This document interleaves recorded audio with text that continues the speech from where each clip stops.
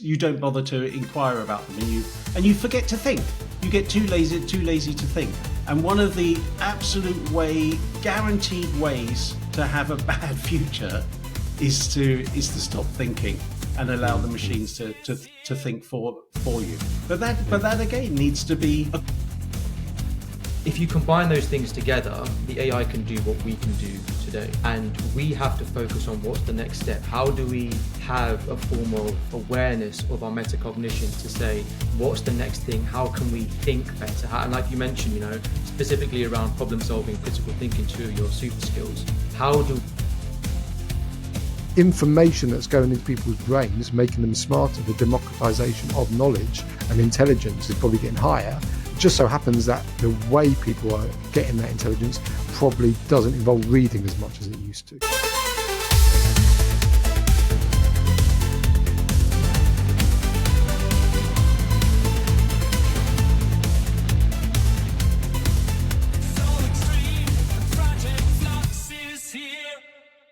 Hi everyone, and welcome back to another episode of the Project Flux podcast. Today is quite a special episode because it is the first time we've got a returning guest, which is some kind of indication of how much we enjoyed talking to him last time. It's Antony Slumbers. He was a keynote speaker and he's the creator of generative AI for real estate people. Welcome back to the show, Antony. Thank you so much for coming back. It's marvelous. It's great to be your first double dipper.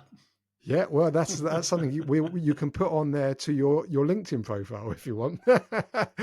But it was, believe it or not, it was all the way back in episode 21 that we spoke to you last time, which I think we just said before we started recording was back in the summer. So yeah, it is fantastic to have you on. And that was for anyone interested in some of the background to what Antony does, please go back to that episode. We'll put it in the show notes because we're not going to go through the same things in terms of an introduction, except for to say, really, Antony, to start with, what is on your mind at the moment? What's the big thing that you're thinking about and taking up most of your kind of resources and mental capacity at the moment? What I'm really concentrating on at the moment is what's going to be the impact on individuals of all of this. So we all know, or certainly those of us who spend too much time following all this stuff, know it's going to have a huge impact on companies, it's going to have a huge impact on cities, it's going to have a huge impact on society. But what's it going to do for individuals? What is going to be the impact for individuals? And most particularly, I'm really interested in how an individual can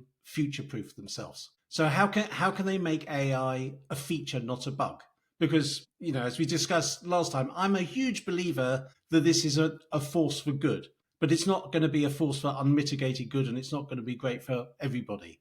And there is definitely a way to make this good for you as opposed to anything from neutral to bad for you. So I'm really thinking about how can we help individuals get their head around what they should be doing, particularly younger. I mean, I know this applies across the board. If you're in your 50s, there's still, you've still got 15, 20 years of your career left. You've still got to pay attention. But most importantly, what do younger people coming into the industry need to do to future-proof themselves? So that's what I'm really fascinated in at the moment.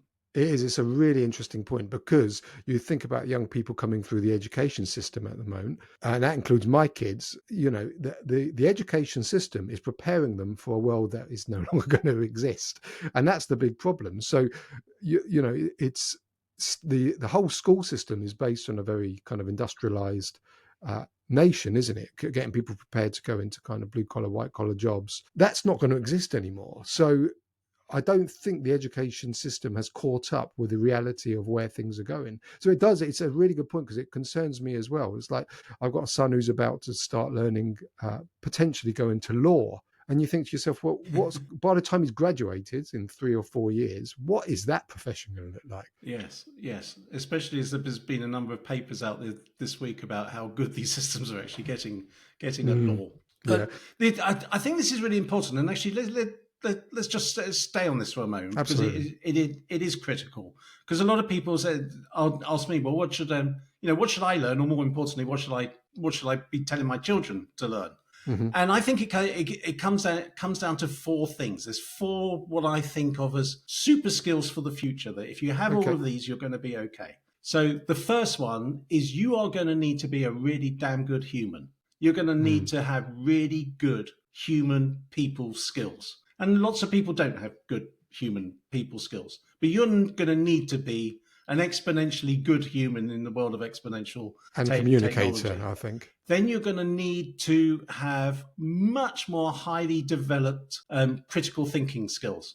Because, as we all know, we're moving into a world where I don't know if you're real. I don't know if what I'm hearing is real. I don't know if what I'm reading is real. I don't know. I have no idea about what reality is. So you're going to need to have instinctive critical thinking skills that just flip in like muscle memory, like Gary Lineker sitting in the 6-yard box. Ball comes to him, stick foot out, going goal. It's just muscle memory. We're going to need critical thinking muscle memory with everything we do. And then we're going to need to be really good problem solvers. Actually, what is this problem and how the hell are we going to solve it? How do we break this up into component parts? How do we eat the elephant one spoonful at a time, etc.? So human skills, critical thinking skills, problem solving skills, and then you're going to need good data and analytical skills. You don't necessarily need to be a data analyst, but you need to have a much stronger awareness of the importance of data and the component parts of data and what data represents and biases and all this sort of stuff. But I think if you've got those 4 skills, those are going to be transferable across the board, because I am in the camp of Jan LeCun, the head of AI for Meta. And he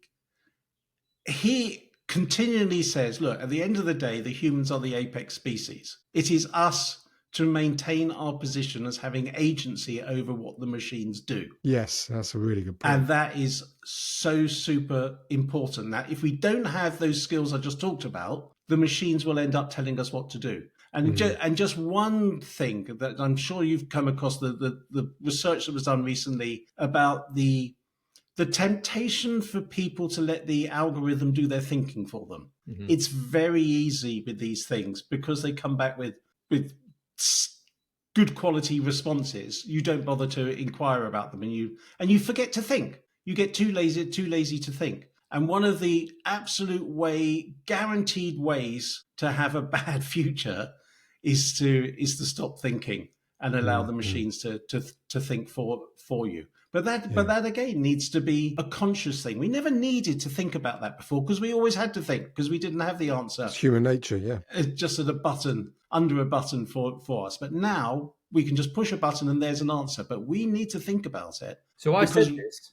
So I said this the other day. I said because I was showing the whole Manus demo and it was running 50 tasks simultaneously, and I said you'll get to a position where when you have these things running simultaneously, and then you have neurosymbolic AI where they start to understand the intangible and, the things how we communicate, but we don't actually say explicitly. And then we have causal AI, which can start to understand the why between our data and not just understand pattern matching. If you combine those things together, the AI can do what we can do today. And we have to focus on what's the next step. How do we have a form of awareness of our metacognition to say, what's the next thing? How can we think better? And like you mentioned, specifically around problem solving and critical thinking, 2 of your super skills. How do we elevate our capabilities? Because if we risk becoming cognitive misers and we rely on the AI outputs, you're right, they start to be the digital species which controls what we do. Yeah. There's a saying from Picasso back in the 60s of all things, where he said, computers are useless, all they can do is give you answers, which I used to use in all my talks. It's getting a bit tougher to use it now because actually they can ask quite good questions. But ultimately, it is going to be for us to think about what the questions are. I mean, you talked about Manus and, operator and all these sort of things that are obviously coming, the ability of a machine to just operate our computer as if they are us. But we still have to tell them what we want to do. Yes. And the briefing. And not only tell them what we want to do, but where to come back to put the human back in the loop. So at the moment, they show these demos of, it's going to go and order a pizza for you, and it comes back and it says, can you put your credit card details in now? That's sort of the trivial thing when you're designing what you want one of these things to do. you've got to think, well, at what stage in this process do we insert a human? And the answer might be you don't insert the human. There's going to be lots of cases you don't need to. There's nothing really to discuss. 2 + 2 = 4. Just do it. Yeah, the trivial But stuff. In most things, you're going to have to think, where does the human add a dimension that the machine cannot do on its own? And it's exactly what you said, Jossie. It's a higher level of metacognition, isn't it? Of where do we make the difference? But Anthony, there as well, because you mentioned, is it Yang LeCheng, the one of the seniors within Meta? He mentioned something the other day, and he said, I don't believe that AI will reach human level intelligence just based on text. So using text to train some of these models, because he said, even though they can consume so much information and we can't, in our attention and our memory, what we have is the exposure to multimodalities all the time. So he said, when a person hits the age of 4 years old, they have consumed more information than an AI has, purely through their vision. Now, in that vision, you're seeing so much signal, but you're also seeing a lot of noise. But the noise, what you perceive to be noise, is actually the things that shape our personhood, our subjective qualities. So when I then come to think about metacognition, it's how do you actually start to harness things like your gut instinct? Because that's what you communicate with another person, and that's the signal that you perceive to be noise. That's so important for projects as well. Exactly. Those signals and those inherent biases. Yeah.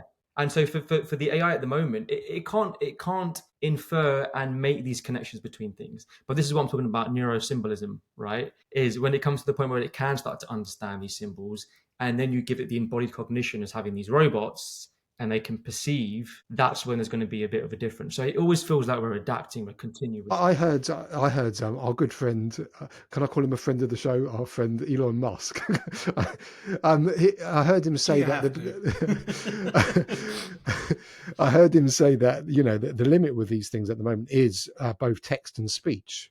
Actually, but at some point we're going to transcend those. We will. And there was a video that came out from Ray Kurzweil yesterday, the guy who wrote The Singularity is Near, saying actually what's going to happen is everyone's talking about AI as something that's going to become a smarter species than human. His view is actually that won't happen. We will just merge, and humans will transcend that. There will basically merge with AI, and then all those things that you talked about in terms of the way that we interface with AI, those limits will be gone because we'll use all the kind of modes to be able to. Cyborgs. Yeah, exactly. Well, we're getting quite deep already, aren't we? but I'm not sure do we want to merge? I mean, it's a very Ray Kurzweil thing. It's a very sci-fi lovers thing, isn't it? Yeah. Whereas, don't forget, I've got a history of art degree, so I'm a lovey under all this. Yeah, so that is interesting. So I like humans, and I think humans are different, and I do see these things as a way of. I hope these things develop as a complementary capability. I mean, I can't remember who it was who said it, but they were saying, why on earth are we trying to build systems that can do everything we can do? Yes, exactly. I mean, honestly, why are we doing that? Why aren't we building systems that can do what we can't do?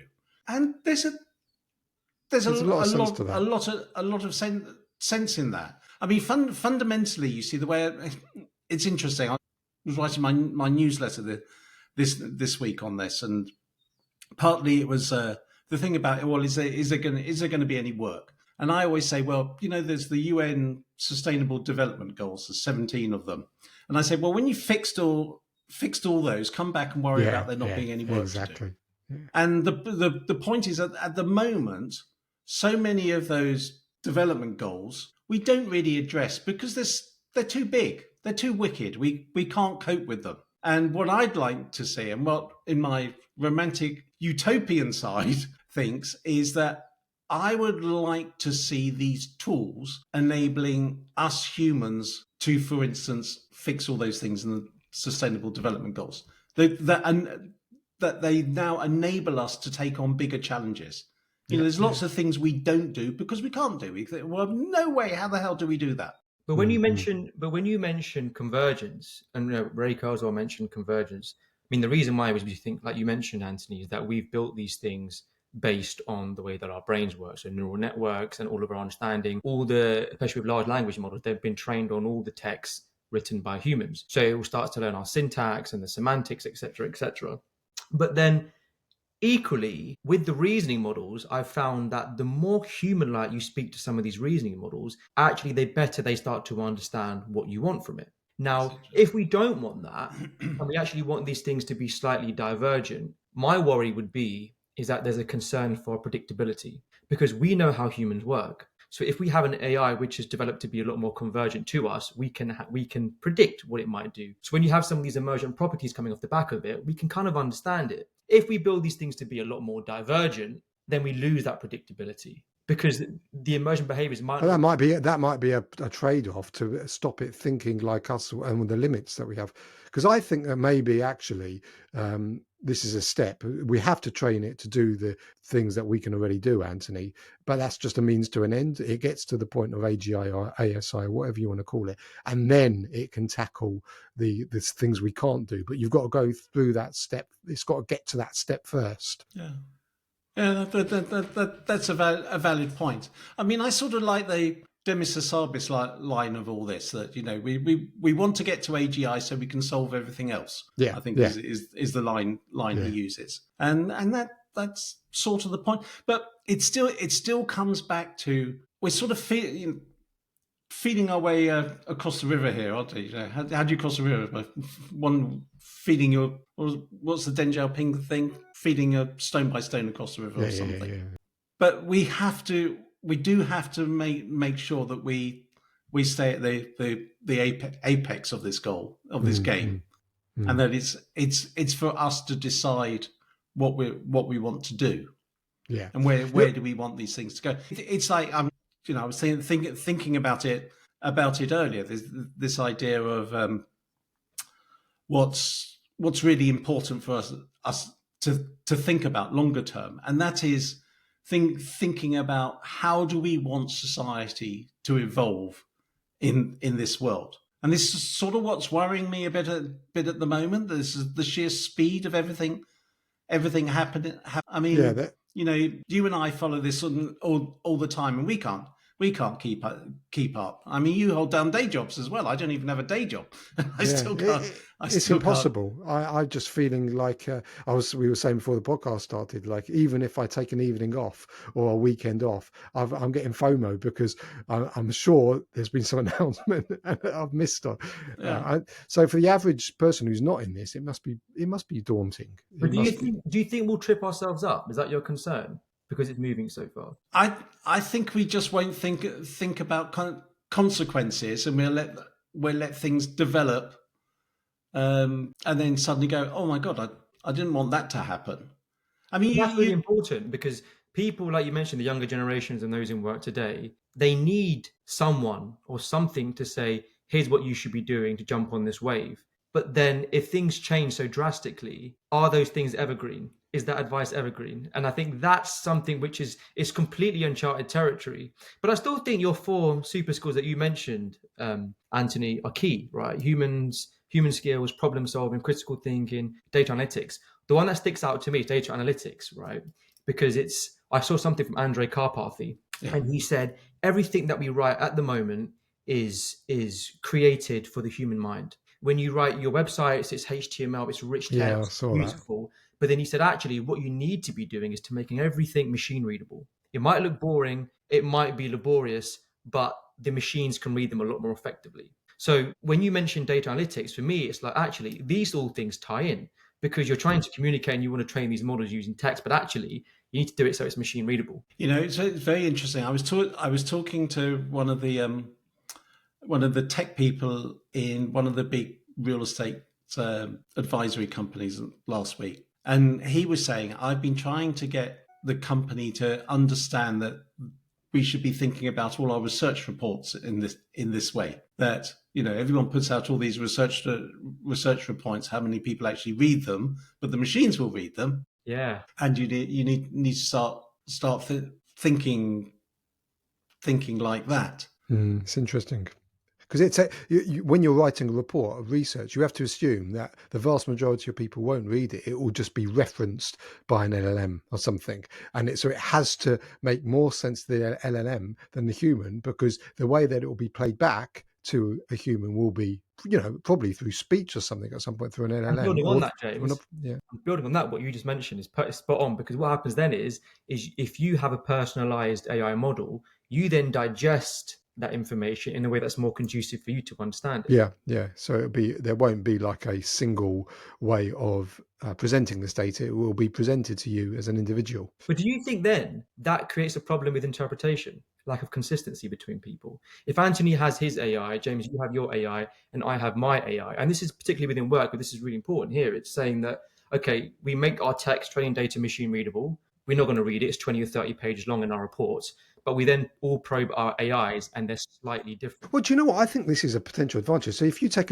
like we're in the projects game. So if you take a project, it depends who's reading it, whether it's the client or the architect or the developer, to actually display that information to the person in the context that they understand has got to be an advantage. But I guess the risk is that it could then miss important stuff out. I don't know. What do you think, Anthony? Well, I think that's going to happen anyway. But I was just thinking about, and I don't know if you two are the same, but I read in commas a lot more now. But I don't actually read anymore. I'll get come into LinkedIn or my email or whatever, some new report.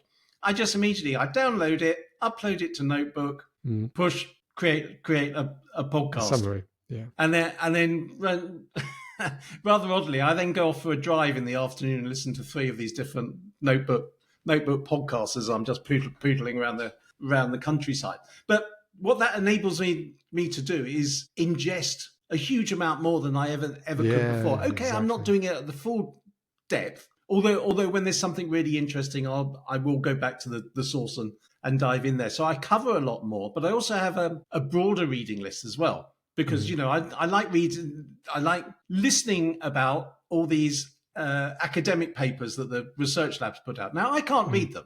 If I try and actually read them, it's just a page full of maths. It means absolutely nothing to me. But you can put it into Notebook, and I always say, and please explain this to a humanities graduate.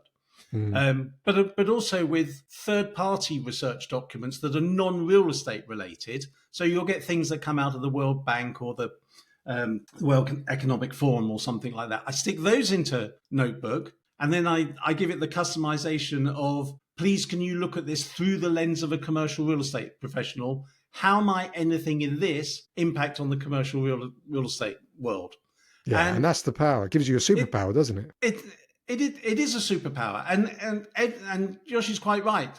If you're an architect, you might do it in a different way, or if you're in the project business, you might say, well, how is there anything here that's relevant for project delivery? Yeah. So yes, we all sort of ingest in a slightly different way, but you've got to. I think you've got to work on the assumption, and this is the bit that slightly worries me. You hear these stories about, well, nobody reads anymore. Now, does that mean that they're only reading tweet length things? Or does it mean they're doing things like I say, or they're watching longer educational video type stuff? Because it does worry me. There's clearly, or I think there's going to be a divide between the type of person that really leans into all of this and thinks, oh, this is great. I can now ingest so much more. I can know more about. I think that's already happening, Anthony. I'm already starting to notice that divide, actually. Really? Yeah, I mean, because you say that there's less people who read, but then if we turn that word around slightly and say, do you think less people are ingesting information? Then the answer is probably no, because more people are listening to podcasts, more people are listening to audiobooks, more people are doing what you've done using these tools. So the amount of information that's going into people's brains, making them smarter, the democratization of knowledge and intelligence is probably getting higher. It just so happens that the way people are getting that intelligence probably doesn't involve reading as much as it used to. Yes. That might well be true. It's the same thing that it amazes me how many people listen to something like the Rest is Politics podcast. I don't listen to that one. You'll have to tell me what that one is. Oh, the rest was with Alistair Campbell and Roy Stewart. That's why I don't listen to it. hugely. Well, it's quite interesting because they yin and yang. But a lot of people will now listen to, as you say, lengthy lengthy podcasts. Although someone said to me the way people listen is slightly different and is not necessarily worrying, but needs to be thought about. You sort of listen to these things as you would when you're doing the ironing. Yes. You're not really paying attention. It's sort of it's background noise. It's sort of background noise rather than intensity. And I do think, I mean, you probably, in your business, you probably have to do this more than most, but I'm thinking about the ability to concentrate deeply on something is I mean, it's built into those 4 skills, but it's an important thing to really get your the focus. You know, in your business, there must be lots of stuff that you really have to. Yeah, you have to concentrate really hard. And actually, go on, James. So I was just going to say, what you're talking about there is the ability to focus. So you talked about some of those people skills, and one of the things that we're probably losing is the ability to focus, because all we're given all the time is you're doom scrolling on your social media, everything we can get in a few seconds now. So the ability to sit down for say an hour and read a report, I think people really struggle with now, and that is one of my concerns as well. But I'll tell you where I have found focus with AI is with the reasoning models, and actually speaking to these reasoning models and probing them, testing what they know, testing their thoughts on certain concepts, testing their thoughts about me. And actually, because it's more relevant to you, you engage so much more. I found myself sitting with O1 or O3, continuously going back and forward. That actually, because you're speaking something which is smart. I mean, these things are hitting PhD reasoning level capabilities. So when you actually spend time to just sit and talk to these things, you see so much information come out. The only problem that I would say is we might get to a point, because like we mentioned, when you have reports and you're using the AI to feed the information back to you, equally, if I'm continuously speaking to an AI, there may be a point where we actually speak more to AI than we do with actual people. Yeah, probably some people. But that's difficult to know whether is that a bug or a feature. Because in so many ways, and I'm glad to say I'm not the only one who sits there for long periods of times and has chats with. No, you're with kindred spirits here, with these things. But when you think about it, there's a famous old saying by what's his name? He was one of the founders of Sun Microsystems all the way back in the day. Okay. But he had this phrase that no matter who you are, most of the smart people work somewhere else. And he was making the point, I remember this was in the sort of early days of Google, when just all the smartest people went and worked for Google. No matter who you are, most of the smartest people actually work somewhere else. And to your point, Yoshi, in so many of these situations, who do you know that you could have a conversation like that with? Yeah. You know, not many of us, and you know, including me, I don't know that many people. I mean, I know some very, very smart people I could have a conversation about Exxon, but there's lots of things I'm having a conversation with these machines about that I don't know anyone who could help me in that sort and of way. And it's broad as well. So you're right. You might have somebody you can talk about a specific topic, but the beauty I find of speaking to these models, you can go anywhere, right? And you can go in any direction, and all of a sudden you could be having a topic about something totally separate to what you started. James, you can bring Steve Jobs to your ChatGPT. Yeah. We had a great person on the podcast a few weeks ago who talked about creating your own board of people living and dead who you can then have a conversation with. I mean, just one of the best use cases I've heard. But there's another podcast which is really good called the Artificial Intelligence Show, which used to be the Artificial Intelligence Marketing Show, and then they changed it to this. But one of the things one of the chaps was saying on that the other week was that he built himself a GPT to be co-CEO of his company. Mm-hmm. And this is similar. And I can't. He went through how he primed it, but you can sort of imagine it sort of loaded in there all the the material about how to be a good CEO. There's tons of it, and he said I find it so useful. Of course, yeah. But I don't. Why would you not? Why would you not do that? That's the thing I would say. But I don't. I don't know if you see this as well. One of the things that surprises me about the real estate industry and sort of drives me nuts is that when you have these panels talking about AI in the real estate industry, you always have 4 people going on about, oh, well, it's just a buzzword unless you've got all your data sorted out. Yeah, And that's they driving only me ever nuts. talk about the quantitative stuff. Yeah, They talk about, oh, how can we do this Excel spreadsheet better? How can we do this valuation better? How can we do this investment better? And I never hear anyone say, you know what, I just sit and chat about this thing about how to be a better operations person or how to be a better CEO or how to do X, Y, It's Z. because I find most people are still using a lot of these tools as if it was Google rather than as a thought partner. And the other thing that drives me nuts when these panels, and I sit on a lot of them, and I get why you have to keep it at this level, but the kind of the buzz kind of phrases, AI will augment what we do, it won't replace us.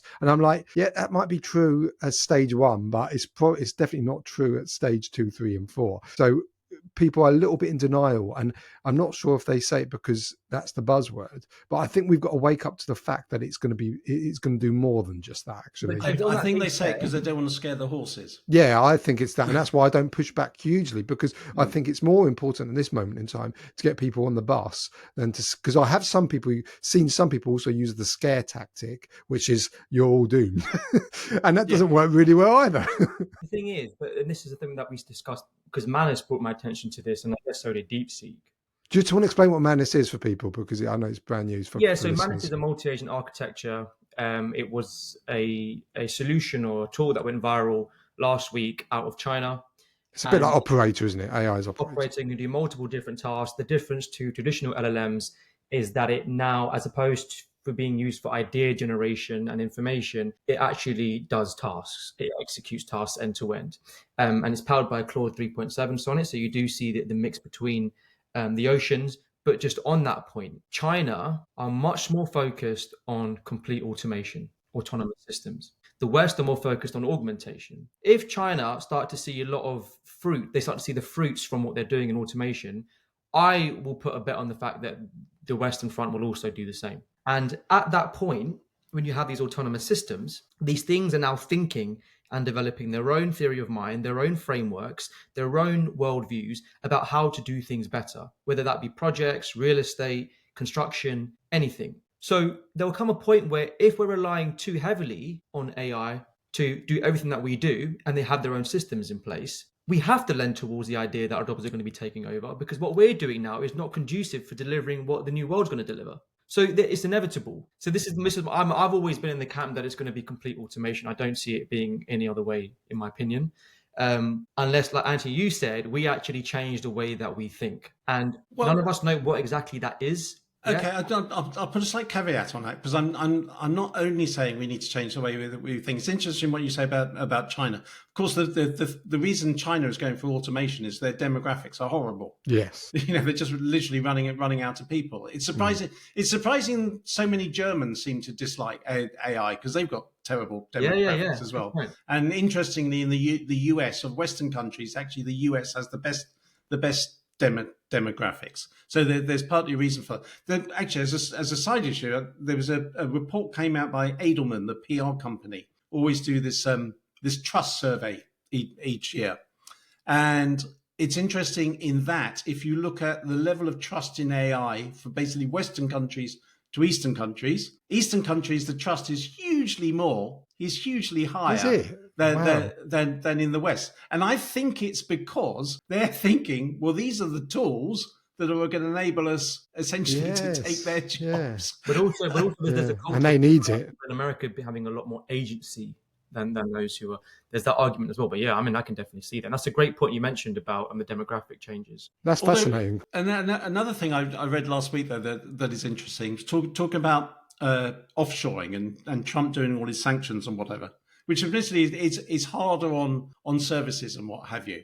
But they were positing the situation that at the moment, you take sort of American companies, same in Europe, just take American companies, offshore huge amounts of work to India, the Philippines, and that sort of thing. But if these tools enable someone to be 10x more productive, you could actually reshore that work back to the States because you only need to, the people are going to cost you 10 times as much, or going to cost you 8 times as much, but they're 10 times as productive. So you might, but it still gets you back to, unless we build a bigger pie, there ain't going to be the work to go round. Because you're quite right. Even if we don't automate anything, if James and Yoshi are 10x more productive, but the pie stays the same, the quantum of work you run out of stays things the to same, you need less people. So the thing I'm thinking is, Altman talked about AGI. They changed their definition of AGI all the time, but the original one was that AGI is when a machine can basically do all the work of economic value that humans can do. So all the work of economic value that humans can do. And I'm with you, Yossi. If it can do that, it is going to do that. So what we actually need to do is we need to invent a lot of new areas of economic value in areas where the machines can't do. And I think that's the monster challenge, because you just know, for whatever they might say publicly, the incentives, particularly in America, which is much more brutal, the incentives of a CEO to sack as many people as they possibly can is huge, because the share price always goes up. You look at the tech companies, the more they sack people, the more their share price. Yeah, what happened with Meta? Meta got rid of 5% of their workforce the other day, all middle managers. Yeah, exactly. So the thing is, the incentive system will push them to do that. That's what they're incentivized to do. So a lot of this stuff is going to happen anyway. I think in some ways that might be a bit of a dead end. I think the smarter action is going to be, well, now I've got Yoshi and James and we can be 10 times more productive. Well, let's go and grow the business 10 times. Yeah. Which is a different attitude, as opposed to just saying, well, we turn over this, that'll do. We just do it with less people. But do you think then, but on that basis though, do you think that's scaling what a business can do in their current services, or do you think they become a lot more generalized and they try and find new areas of where they can actually operate? Well, I think we definitely need to find new areas. I mean, what does this enable is almost the number one question everyone should be asking. Well, I'm hoping what this will do will encourage businesses to be more innovative, because you can go and try and you can fail fast. A lot of the resistance to innovation is because you've got to sink a lot of money and it's a bet that you don't necessarily win on. But with things like Operator and Manus and things like this, you can have a go at something. And I'm just hoping that humanity will rise to the challenge that's been given to them, which is you don't have any excuses anymore. Like whatever you can dream of, you can do. But you know what the huge threat is at the moment? Around rogue AI, right? Both in AI itself and bad actors. And I think there's definitely an issue with AI safety alignment. And I think we can fail fast. Everyone's brushing that under the carpet, aren't they? A little. Yeah, and it's because you want to scale and you want to do these things, but as a business, you also have to manage risk. And as a human, as a civilization, we have to manage risk. And I think that's why I asked the question about, do you think things are moving too fast? And we're playing catch up. I think that's the problem, because when you start to proliferate things, you kind of hit the singularity where you can't change things. Tech's going to move forever, and we can't actually. Our efforts aren't going to change the course or the trajectory of what's going to happen. Yeah. But I think there's a piece there, and we overlook it because we don't really know how to fix it. Because AI itself, as they become smarter, just like humans, we develop emergent properties. We don't know where that came from, right? You can't attribute these things to a single part. It forms from this bigger system. It's very interesting. We got quite deep today. I don't want to finish the episode actually without talking to Antony about because Antony, you got a great you got a great newsletter actually, and we talked about one of them already, but the 4 key AI tools. Do you just want to tell people about your newsletter, where they can find it, and what you wrote about recently in terms of those 4 key tools? Yeah, if you the easiest way to find it is either to go to LinkedIn and just click it's linked to on my banner, or go to antonyslumbers.com and register for the newsletter. Yeah. We'll put it in the show notes as well. Yeah, you'll see it all the time on my on my LinkedIn. Yeah, and do you want to just tell us about those tools? Because we talked about Notebook LM, but you also talked about Operator, Deep Research, and GPT 4.5, which we've been covering a little bit. But why did you kind of take those as the 4 key ones? I mentioned Notebook because it's just so fabulous for for digging into Yeah. and any information. The deep research, and it's interesting again, Josh, you mentioned this earlier, that with these deep research, so Google have actually just updated their deep research. They just put the latest model behind it. But there's the Google one and the OpenAI one. There's the Grok one, but I don't use Grok because it's Musk. I don't really You're not care. a fan, are you? I'm not. Well, I've got one of his cars, and he's, you should look at the sale price of Teslas nowadays. He's trashed a lot of value. But what I find incredibly interesting with these is when they respond, they first go through this process of telling you what they're thinking about. Yeah, I the love thinking that. process. So the user has asked me about this. Maybe I ought to do this, and I find that process incredibly. You talk about problem solving. Just sit down and go to deep research or the Google one, and just ask these questions and look at what the thinking part of it. Has that changed your thinking at all? Have you ever looked at the chain of thought and what's happened to the reasoning, and actually that's changed, not the actual answer, but the thought process has changed something for you? I tell you what, it has made me think that I don't think hard enough. I know, right? When you get a tool that can, you look at these and it goes through all these different variables that you should look at. You go, I haven't taken that. But on that, Anthony, just quickly there, then. When you look at the O3 chain of thought reasoning, it's quite artificial. When you look at DeepSeek's chain of thought reasoning, it has an internal monologue like a human. And I don't know why they do that. Is that helping the AI or is that helping us understand it? Because I find a lot of utility reading the DeepSeek's chain. Yeah, I do. That's incredible. really good. That one's incredible. Really? Are you both using DeepSeek? I use both. I use O3 mostly because of the personalization. It keeps my, it learns who I am. But just reading DeepSeek's chain of thought, I mean, it's really good because it will say that and it'll be like, oh, but I should do this. Oh, maybe I should do this. Oh, but he mentioned this. And I find that thought weird because is that actually the way that it's thinking, or is that just for us? Because it uses filler words. And why is that conducive for the AI? I can't work out. Do you know what's interesting? I'm working on a thing at the moment that we're trying to develop a new competition, and the name of it is probably going to be something like the Global PropTech Prompt Challenge. Oh, I like that. And the idea is we sort of discussed this a while ago, James, that within our industry, every section of it has a certain number of common things that they have to deal with all the time. So, if you're an office broker, you do 20 things. If you're a property manager, you do 20. We all do the same. We all do the same stuff.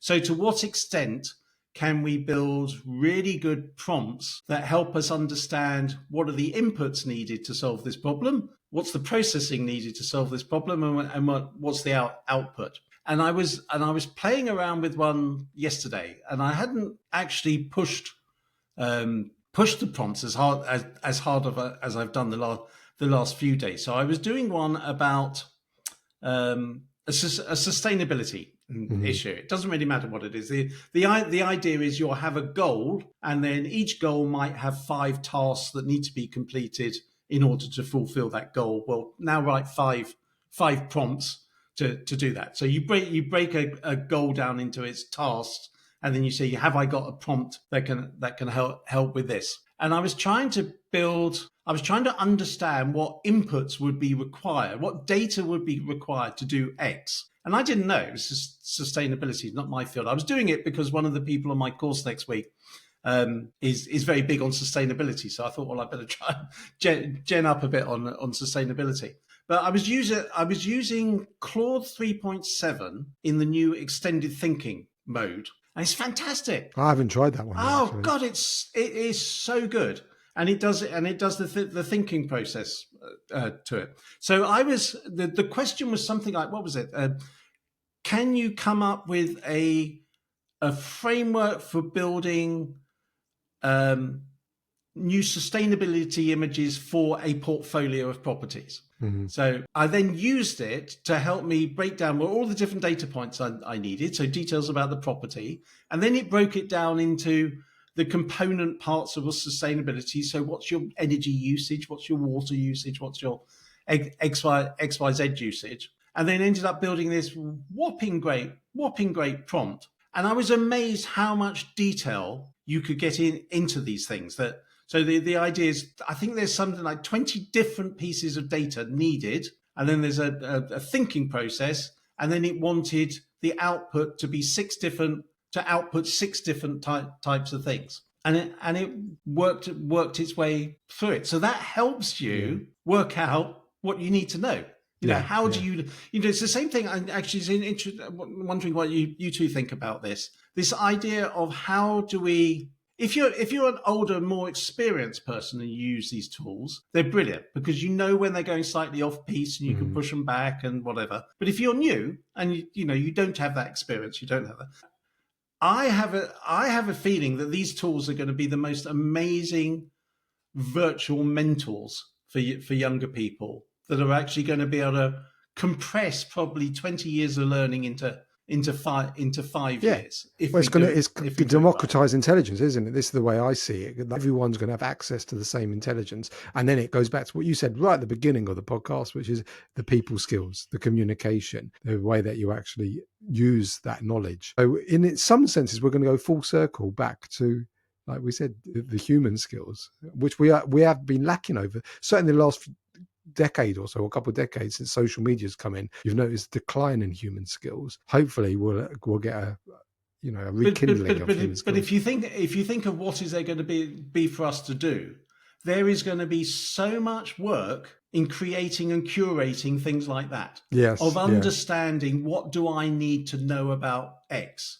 I mean, you two would be absolutely brilliant. If for someone coming into your industry, Yoshi and James, tell me what I need to know.